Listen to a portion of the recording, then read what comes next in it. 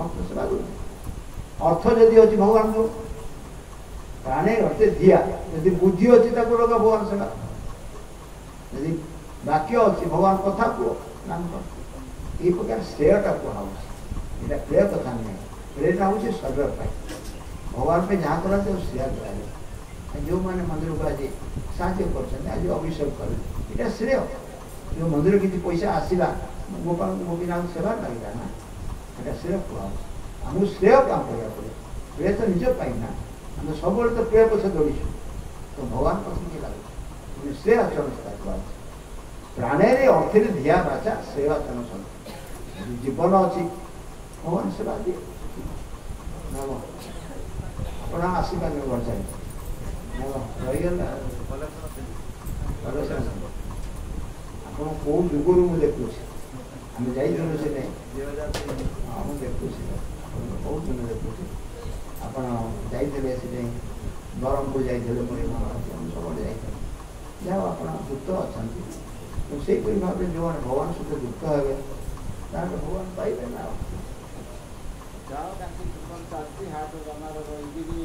समस्त को ये उपदेश दिया जो मैंने आसते आज से जो स्वादु लाभ कले भगवान कथा शुणी ये श्रवण क्या भक्त आप श्रवण कले आप जापर कान कुटे कह कर्ण कुटे श्रवण ये श्रवण हृदय भितर पशि आज जहाँ कहगला आप समस्ते बुझे ना ना कह प्रश्न अच्छी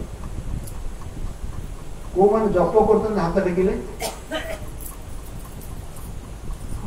जो मैंने जप न कर आज धारण कर आज जप कर आज आस जन्माष्टमी कृपा लाभ कर किसी ना जप कर सहज नहीं आटलिस्ट 4 राउंड 5 राउंड कर के समय लगे केते लगे हम घंटा जप कर समय लगे 16 राउंड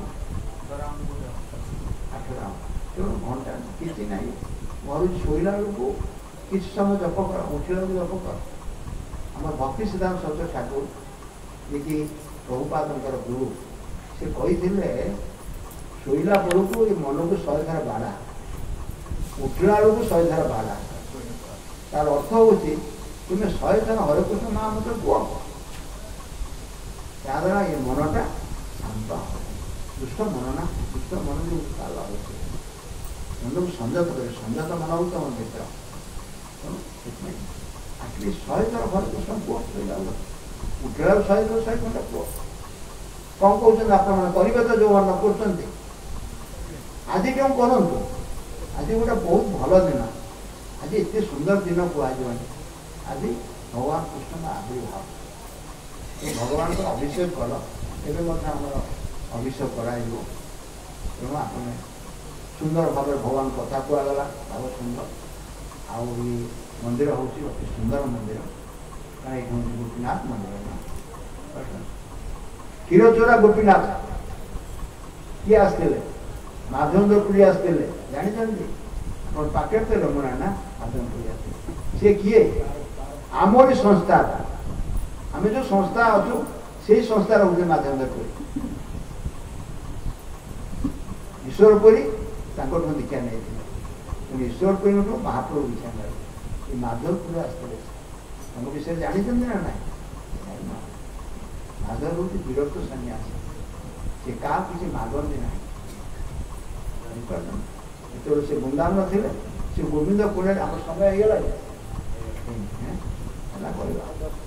हाँ से कही दूर माध्यम से विरक्त सन्यासी से वृंदावन जाकि बसते गोविंद कुंड पाखे से भगवान कृष्ण देखिले ये सका किसी खाई नहीं बाबा बस से गोटे ठेकी क्षीर आनीदे माधवपुरी बोले तू किए ना मु गोपाल ना अरे बसी तू खाई नु तो मुझे भी क्षीर तू किए कहला ये पाख लोक कहले कौन तू खाई दे मुझे आसूसी सांगे सांगे मोर गाई गुड़ा पड़े ना माधवपुरी अपेक्षा कर सका राति पाइला देखा ना राति स्वप्न दर्शी देते बोले माधवेन्द्रपुरी मु तो जगी ମତେ ଗିରିରାଜ ଗୋବର୍ଦ୍ଧନ ତାଙ୍କ ମନ୍ଦିରରେ ଯେ ଥିଲେ ବିଗ୍ରହ ଥିଲେ ତାକୁ ପଠାଣ ମାନଙ୍କ ଭୟରେ ତା ପୂଜାରୀ କୁଟି ଦେଇଥିଲା ଜଙ୍ଗଲ ଭିତରେ। ତେଣୁ ମୁଁ ବହୁତ ଦିନ ହେଲା ସେ ଜଙ୍ଗଲରେ ରହିକିରି ମୋତେ କଷ୍ଟ ହେଉଛି।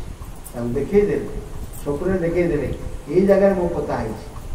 ତେଣୁ ମାଧବ ସକାଳୁ ଉଠିଲା ପରେ ସବୁ ତାଙ୍କର ଗାଁକୁ ଗଲେ, ଡାକିଲେ, କହିଲେ ଆପଣଙ୍କର ଭଗବାନ ପୋତା ହେଇଛନ୍ତି। ସମସ୍ତେ ଗଲେ, ଗଲା ପରେ ବାହାର କଲେ ହେଲା। ତାପରେ ଥରେ ସ୍ୱପ୍ନ କଲେ, ତାପରେ ପୁଣି କହୁଛନ୍ତି ଏଇ ମାଧ୍ୟମ କହିଲେ ମୋ ଦେହ ବହୁତ ଗରମ ହେଇଯାଇଛି ମାଟିରେ ପୋତା ହେଇଛି। ମୁଁ ତ ଆଣିବୁ କ'ଣ? ଚନ୍ଦନ ଆଣିବୁ। ତୁ ଯା ପୁରୀକି ଯା, ଚନ୍ଦନ ଆଣିବୁ। କେତେ ସୁନ୍ଦର କଥା ଦେଖନ୍ତୁ। ତେଣୁ ଚାଲିଲେ ସେ ମାଧ୍ୟମ ଚାଲିଲେ ଭଗବାନ କଥା ମାନୁଥାନ୍ତି। ତାପରେ ଆସିଲା ବେଳେ ଏ ରେମୁଣାରେ ଯେଉଁ ଅଛନ୍ତି ଆମର କ୍ଷୀରଚୋରା ଗୋପୀନାଥ, ସେଇଠି ସେ ପହଞ୍ଚିଲା ପରେ ସେଠି ଆମର ଅମୃତ କେଳିକା ଲାଗେ, ଯେଉଁ ଛୋଟ ମାଟିରେ ଆପଣ ଦିଆହୁଏ, ଆପଣ ଜାଣିଥିବେ ସେ। ତେଣୁ ସିଏ ଏତେ ଭଲ ତାକୁ କୁହନ୍ତି ଅମୃତ କେଳିକା।